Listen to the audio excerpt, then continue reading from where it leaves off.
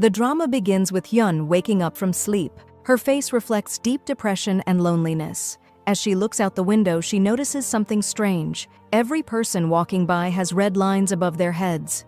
At that moment, she begins narrating to us, "Since I was a little girl, I've been seeing these red lines. I used to sit quietly, drawing odd, featureless images, everything tangled into everything else. I remember the day my mother found out my father was cheating on her. She confronted him right in front of me, and I just stood there, watching it all, silent." She continues, "As I grew up, I began to understand what these red lines really meant. They're not just symbols, they're secrets. Bonds between two people, revealing hidden truths no one else can see. The longer the line, the closer disaster gets." That's why Hyun once tried to end her life, many times in fact, but each attempt failed. Eventually, she made a decision. "If I can't die, then I need to find out why I see these red lines, and if there's anyone else like me who can see them too." One day, her neighbor stops by and drops off food, as usual. Hyun becomes startled when she sees many red lines above her neighbor's head, meaning the woman has had many intimate or personal relationships in her past. The neighbor doesn't speak much, she just leaves the food and goes, knowing Hyun never leaves the house. Hyun quickly eats the food. Meanwhile, we're introduced to Detective Han, a sharp, skilled officer heading to the police station. In another scene, we shift to a high school where a girl named Sion is being brutally bullied by a group of girls. They beat her so badly she can't even move. The leader of the bullies sneers, "Since your uncle's the chief of police, we need to teach you a lesson." Then they drag her by the hair and nearly throw her off the school rooftop. Back to Detective Han. He's investigating a murder case of a 29-year-old woman who lived alone and was mysteriously killed. Her food came from an unknown brand, making him suspect she was poisoned. That night, while the police discuss the case, they suspect that the food delivery man may be the killer, as he seems mentally unstable. The news reports the woman's murder on TV, and Hyun watches, shocked, because she sees only one red line above the dead woman's head. That night, Hyun hears someone knocking on her neighbor's door. Based on everything she's seen, she starts to suspect that this man is the killer. For the first time ever, she charges her phone and calls the police to report that the man they're looking for is inside the building across from hers. But suddenly she hangs up. She feels overwhelmed by a dizzying storm of red lines. The next morning, Sion asks her uncle for money, and he gives it to her. She tries to hide her face, avoiding his gaze. He asks nothing, unaware she's being bullied. Meanwhile, one of Han's assistants calls and tells him about the mysterious girl who called the police the night before, but suddenly hung up. Han heads straight to her building. When Hyun opens the door and sees Han, she's shocked. He has so many red lines above his head. Her neighbor tells Han, "She's the most isolated person in this entire city. She'll never speak to you." But Han doesn't give up. He knocks and knocks until Hyun finally opens. She apologizes and says she dialed by mistake, then slams the door in his face. That night, a man wearing a helmet stands outside her door. At the same time, Sion sees a rich-looking woman and tries to follow her to rob her, but fails. She overhears some boys talking about money. Meanwhile, Detective Han is working another murder case, this time of a woman named Dong, and he learns she had an ex-boyfriend. Suddenly, Han receives a call from the hospital where his father is being treated. He rushes over and finds his father standing on the rooftop, attempting to end his life. As Han is on his way home, his detective friend calls him, but before he can say anything, the man in the helmet attacks Han, beats him, ties him up, then stares at his reflection in the mirror and says, "That's it, we're now one."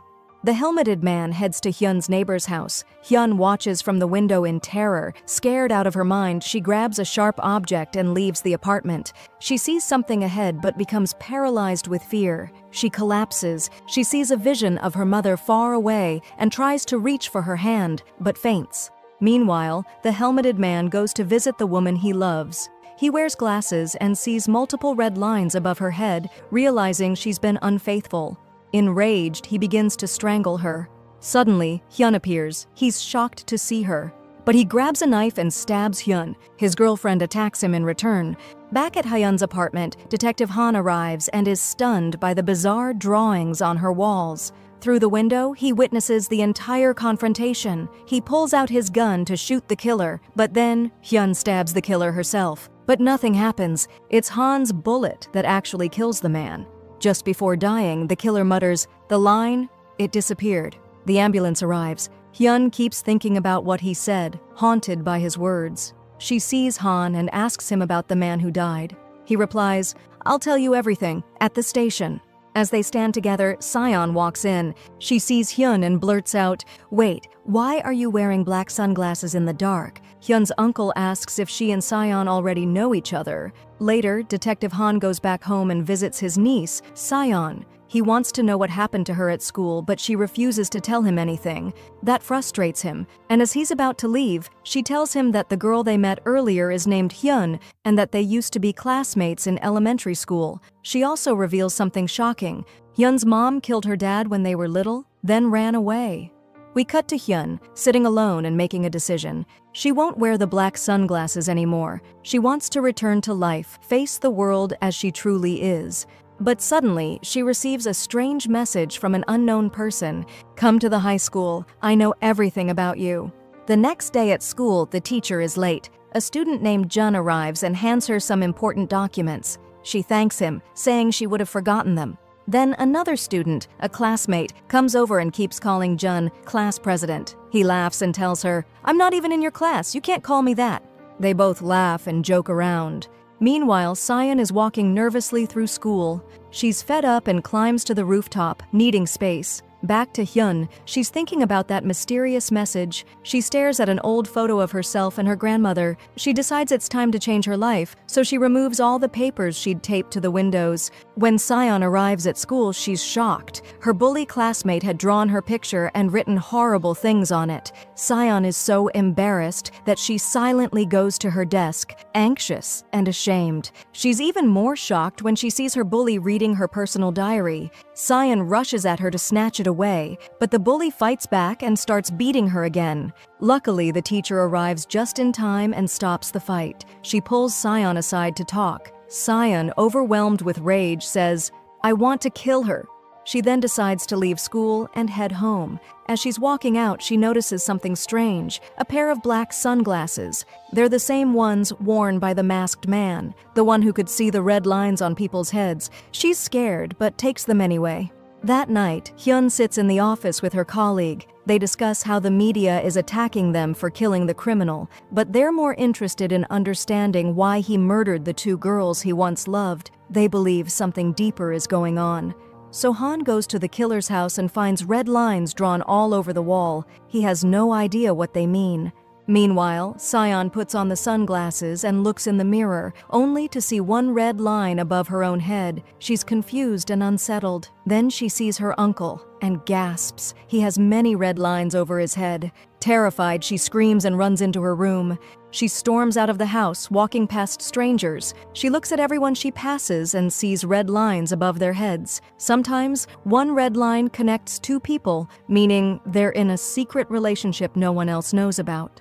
The next day, as she heads to school, her uncle offers her a ride, but when she sees the red lines again, she's disgusted. She refuses to get in the car and walks away. At school, she's happy, because now she can tell how many personal connections each person has. Then she sees something surprising. Her bully's red line stretches all the way to the teacher's room. Curious, she goes in and finds her teacher inside. That means the bully has a secret relationship with the teacher. She's delighted. Now she can finally get her revenge. During class, Hyun enters. The bully keeps staring and laughing at her. Meanwhile, Han heads to the school and starts asking the teacher a lot of questions. He explains the case about the serial killer who lived across from Hyun. Then he asks, "Did that guy ever wear glasses?" The teacher replies, "I don't think so. I've never seen him wear glasses." Elsewhere, the bully slaps Sion across the face. Her sunglasses fall, but she picks them up and puts them back on. When the bully tries to slap her again, Sion grabs her hand and shoves her to the ground. Hyun rushes in and steps in to defend Sion. The bully turns on Hyun, and the two girls start fighting. Hyun almost pushes the bully off the roof. Scared, the bully runs away. Later, Sion gets angry at Hyun for helping her and decides to confront her. Meanwhile, Han heads to a local club to investigate someone and learns that the suspect used to come there often, always talking to himself. The bartender says, "He always wore glasses." Back to Sion, the bully sees her with the teacher and secretly takes a photo of them together. She sends it to Sion as blackmail, but the bully doesn't care and ignores the threat. Sion loses hope. Out of desperation, she sends the photo to the teacher's wife. The teacher panics. Later, Sion and Hyun are walking together, talking about their lives. Meanwhile, the teacher, now terrified of being exposed, goes to confront the bully, Yoon. But she's calm and cold. She apologizes, then walks away. Yoon heads over to Sion and watches her from a distance as Sion laughs and takes photos with her friends. Yoon is confused. She doesn't understand how Sion knows so much. Sion walks away happily and starts to manipulate one of her classmates, making him fall into her trap. Yoon secretly follows her into the bathroom and pulls out the sunglasses. She asks, "Can you really see the red lines?" Sion explains, "Every student has red lines above their heads. This device is dangerous." But Sion doesn't care. She takes the sunglasses and walks away. While walking together, Sion asks Hyun how she was able to get rid of her own red lines. That takes Hyun back to the darkest memory of her life. Her mom killing her dad after finding out he cheated on her. Back in the bathroom, Yoon had been hiding and listening to everything. She steals Sion's bag, which has the sunglasses inside. When she puts them on, she finally sees the red lines herself. But then someone sneaks up behind her and hits her on the head. Sion calls Hyun and tells her everything that happened, but suddenly she drops the phone on her face and heads out to meet the teacher on the rooftop. She asks him for the money he promised. The teacher reveals, "I'm married. My wife is pregnant and I already have a child. I don't have that kind of money." He pleads with her not to ruin him. Then suddenly, he finds out the photo was already sent to his wife. He panics and starts fighting with Sion. She's confused. She didn't send it. Meanwhile, Hyun is frantically looking for Sion. She finds her lying on the ground, having fallen from the rooftop. The red line above Sion's head begins to disappear. That means one thing: she's going to die. Hyun bursts into tears beside her. But the big question remains: who really pushed Sion? Was it the teacher or someone else? She races her to the hospital. When Han shows up, Hoi tells him firmly, "There's no way she tried to kill herself. Someone else is involved." The next day, the school's principal throws a tantrum over the scandal. The English teacher disappears. Nobody can track him down. Meanwhile, the Korean language teacher heads to his sister's place before flying to Canada for a new job. Hyun, still disturbed, returns to the school rooftop hoping to find clues. Another student, Kyung, walks up and says, "I'm in your class. I figured you came here to look for evidence. Do you think Xion really jumped on her own, or did someone push her?"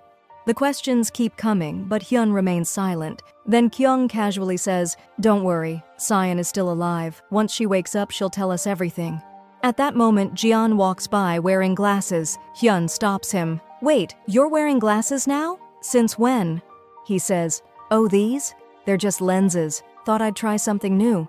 Elsewhere, Teacher Kim finds a pair of glasses left on his desk. He asks Lena if she knows whose they are. She replies, "Well, they're on your desk. Must be yours. Why don't you try them on?" The moment he puts them on, his world erupts in red lines. Back at the police station, Han visits the school to ask about the girl who bullied Sion. The teacher tells him she's been missing for days. Han retrieves the security footage and sees Yoon calmly stealing Sion's bag and walking away like nothing happened. Meanwhile, Kim is having dinner with his sister and her husband, completely shaken by the wild tangle of red lines floating above their heads. Kim begins to have doubts. He suspects his sister's husband is cheating with her neighbor. Why? Because he sees a red thread rising from his head, connecting him to someone on the floor below them. And then, while they're in the elevator, he presses the 4th floor instead of the 5th, as if by habit. That confirms it. There's definitely something going on. Meanwhile, Officer Han is furious. The investigators are trying to close his niece's case as a simple suicide. He does everything he can to make them listen to his point of view, but the case is being shut down. Hard. They want to bury the scandal surrounding the school.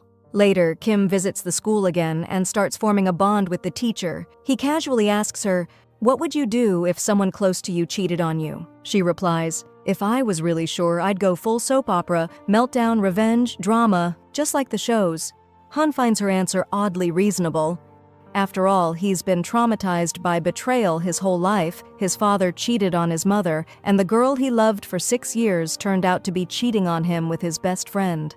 The next day, 2 disasters strike at once. First, scandalous photos of the English teacher leak online. And worse, He's found dead in his car. Next to him is a suicide note apologizing to his family for what he's done. But as always, Han isn't convinced. Something feels off. Someone else must be involved. Han goes straight to Hyun at school and questions her about the glasses. He's baffled by why Sion would go so far as to steal something like that. Hyun simply tells him, "Find the glasses first, then I'll explain everything." And she walks away.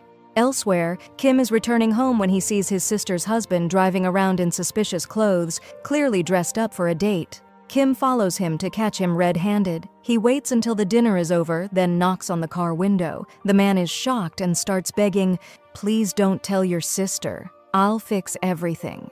Kim decides to keep the secret, hoping it'll help preserve her marriage. He starts packing to leave for his trip, but suddenly he gets a call from his sister. She's crashed her car into the woman's vehicle. Kim rushes to the garage and sees his sister lying on the ground in tears. Her husband arrives and walks right past her to comfort the other woman. That's when Kim completely loses it. He's ready to beat him up, but his sister stops him, shouting, "Leave him alone!"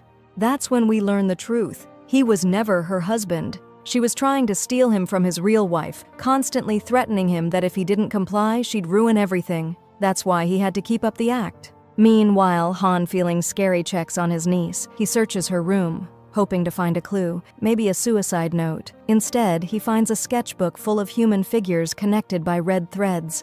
He rushes to Hyun, knowing she's the only one who can understand this nonsense. She sits him down and explains everything from the beginning, all of it. At first, he doesn't believe her until she shows him the truth right on his face. Then it clicks. She's not joking. The next day, Hyun is chatting with her friends at school. She tells them she started working part-time at a small hotel near her house. At the same time, we meet Choi, who works in the admin office of the same school. She's obsessed with the red line glasses. The school principal is scolding her for not submitting a proper report. Choi tries to stay composed, but she knows she's never had a relationship in her life. There isn't even a single thread above her head. She returns to her office and takes out her frustration on her stapler. Later, during lunch break, she tells her coworkers, "You know, my real dream is to be an actress. I've got talent, it's just been buried." They all try to hold in their laughter. Her appearance is, well, a little chaotic. Acting? Seriously? But then, her face lights up with joy when she sees the music teacher walk by. She has a silent crush on him. After school, she puts on a red dress and a pink wig and checks into the hotel where Hyun works. She books a room to spend the night pretending to be someone else. Hyun thinks she looks familiar until her coworker reminds her, "Isn't that the admin lady from school?" But Hyun doesn't care. She finishes work and heads straight to the hospital to check on Sion. There, Han asks her, "How many red lines do you see above my niece's head?" Hyun replies, "That's personal info. I can't tell you." The next day, Choi returns to school and interrupts the music teacher's class. She starts flirting with him, and, surprisingly, a red thread appears connecting them. Meanwhile, Jian is doing everything he can to show Hyun he likes her. He invites her to the pool, and without thinking, she jumps right in. He panics. He knows she can't swim, and dives in after her. After rescuing her, he gently asks, "Why'd you jump like that? No offense, but what were you thinking?" She opens up and explains her power. To her shock, he believes her. When she gets home, she discovers her first red thread has finally appeared. Elsewhere, Choi finishes school and heads to the hotel again. We learn that she often rents a room just to practice her acting alone. But this time, something changes. Her room has a small hole in the wall, and she can clearly see into the room next door. She gets addicted to watching people through it. But this time, she sees something she can't handle, the music teacher with another woman. The pain of betrayal consumes her. She waits until the woman comes back to the room, then hits her over the head with a fire extinguisher, ties her up, and steals her dress, the same style the teacher likes. She drugs his water and waits. When he walks in, expecting his date, she surprises him. When he tries to throw her out, he can't. He's already drugged. After killing him, she walks into the bathroom and takes her own life. Later, Hyun finds the crime scene and calls the police. She tells Han there's a high chance Choi had the same glasses. She's seen her wearing them several times. After the police wrap up the investigation, Han returns to the room to search for the glasses. He finds them in the bathtub. The moment he puts them on, his eyes widen with horror. He flashes back to the day Sion was born. He was thrilled, but a few years later, her parents died and he became her sole guardian. He fell into depression, overwhelmed by the responsibility. He now carries intense guilt. Snapping out of the memory, he returns to the police station, overwhelmed by all the red lines he sees around people. He notices that his colleague only has one red line and tells him, "We really are different people." Han himself is covered in a fountain of threads. Suddenly, a student from the same school walks in, visibly shaken. She's come to file a sexual harassment complaint. Back at school, Hyun is finally enjoying life with her new friends. They plan a small surprise birthday for her. It'll be her first one ever. Jian texts her, "What do you say we meet up alone before the party?" She feels like life is finally rewarding her after years of loneliness. But then, just like that, everything shuts down again. She receives a new message from the same unknown number. It's an invitation to her own birthday. The next morning, she walks into school with one question burning in her mind. Who is this person, and why do they know so much about me? At the same time, Han is deeply immersed in a new case. A female student has filed a sexual harassment complaint claiming she was training with a classmate at his house. She says she fell asleep, and when she woke up, something had happened between them. Han suspects she's lying, especially since she claimed she'd never been in a relationship before, yet she had 4 red threads above her head. He and his colleague head to the school to question Yu, the accused. Coincidentally, Han runs into a teacher there, and he's stunned to see not a single red thread above her head. A rarity. She's clearly someone with high morals. When they sit down with Yu, he denies everything. "I don't know what she's talking about, we were just practicing. She fell asleep, so I moved her to the bed and went out to buy some stuff from the market." Just as the interrogation ends, Han runs into Hyun, who is furious. She sees him wearing the glasses and snaps at him. "I told you again and again, those glasses are nothing but trouble, and now you're just strolling around like it's fashion?" They get into a loud argument, which draws the teacher's attention. Whoa, what's going on here, guys? Why so worked up?" But then they all freeze. She can see the red threads too. Apparently, the glasses awakened something inside her. Back at the police station, Han questions the girl again. Based on the number of threads and the fact that none of them are connected to Yu, he's now certain she's lying. With no clear evidence, he decides to drop the case. Later at home, Hyun confronts him. "So, you're not going to give me back the glasses?" He tells her the glasses actually helped him solve the schoolgirl's case. She said she was never in a relationship, but she had 4 red threads. Hyun nods, saying, "That's true. Just a week ago I didn't even have one."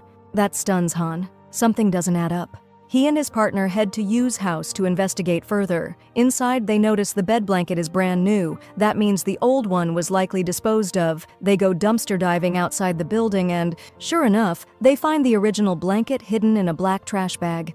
That confirms something definitely happened. Han retrieves CCTV footage from the market Yu claimed to have visited. The footage shows that 4 of Yu's friends visited his place that day. And strangely, after leaving, each one had an additional red thread above their heads. Han arrests them all to interrogate together, and that's when the truth unravels. Yu didn't do anything himself, but he plotted the whole thing. He spiked her drink with a sedative and let his friends do the rest. Later that day, Han rushes to the hospital. He's been told his father escaped again, but this time, CCTV shows someone helped him. Han rewinds the footage and is shocked to see it was teacher Lena. Worried, he runs to the hospital. Thankfully, his father is still safe. Meanwhile, Hyun is waiting for Jian to celebrate her birthday. They go out walking together, and when it gets late, he tells her, "Wait here, I'm going to grab something real quick." He's off to buy her a cake to surprise her. Hyun stands by a mirror in the street, staring at herself in disbelief. She finally has a red thread, just like everyone else. Suddenly, she hears a sharp gust of wind. She rushes toward the noise and finds Jian collapsed on the ground. A metal rod had fallen and struck him. She's devastated. She believes this is her fault, a curse caused by her power. Then she gets a video message. It shows her best friend tied to a chair. A voice says, "If you want to see her alive, come to the school." With no one else to call, she contacts Officer Han. They rush to the school together. Once inside, they find themselves on the same floor, but unable to see each other. Hyun finds her friend tied up in a classroom. She runs in and frees her, yelling, "Let's get out of here now!" But no matter what exit they take, they always end up in the same hallway. So they decide to try going up instead, maybe to the rooftop.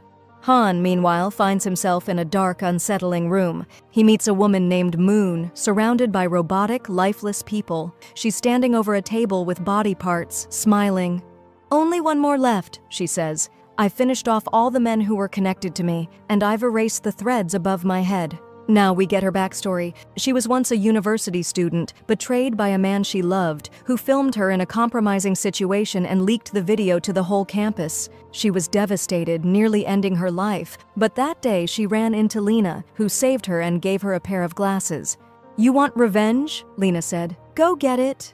Lena is the one who's been distributing the glasses all along. Moon spent years eliminating every man tied to her, and with every thread that disappeared, her addiction grew stronger. Without warning, she kills another victim, a bullet to the head. Back on the rooftop, Hyun and her friend are cornered. Her friend suddenly puts on a pair of glasses and says, "You know, I heard that if you die, your soul will spread, and everyone will be able to see the threads without needing glasses." Then she lunges at Hyun. Hyun desperately tries to break the glasses, hoping to free her from their influence. At that moment, Lena finally reappears, dressed in white. Her body is glowing with an insane number of red threads. She's holding Han's father by the arm and commands, "Finish him. You've wanted to for years." Han lifts his weapon. He's genuinely tempted, but Lena suddenly grabs his hand and does it for him. She kills Han's father. She then turns to Han. "You're next." Hyun steps in and pleads, "Why are you doing this?" Lena explains, "Our gift is a blessing, but you're the only one who doesn't know how to use it. I'm the only one brave enough to set the truth free." Hyun refuses to follow her logic, so Lena tries to kill her too, claiming that once Hyun is dead, her energy will spread and everyone will be able to see the truth. Suddenly, Hyun's mother appears and throws herself in front of her daughter, taking the fatal blow. She tearfully apologizes. "I'm sorry for leaving you all those years. I had the glasses too. It wasn't your fault what happened to your father." But Hyun barely has time to process that before Lena attacks her. The air turns red, threads explode from her body and rise into the sky. Then everything goes black. When Hyun wakes up, she's lying in a hospital bed, alive. The chaos is over. Lena is gone. And with her disappearance, everyone wakes up from the trance the glasses put them under. But there's one problem. The power has now spread. Now everyone, literally everyone, can see the red threads. A year later, people have adapted. Society changed. People learned to live with the truth, even when it's painful. Jan finally wakes up from his coma. Hyun and her uncle mend their broken relationship. There's peace between them now. But Hyun herself becomes a loner again. She walks away from it all. One day, while sitting alone, she hears someone calling her name. She turns her head, and there stands Lena. And that is how our series ends. Subscribe for more dramas like this one, tap the bell icon to get updates, and don't forget to like the video. Thanks for watching.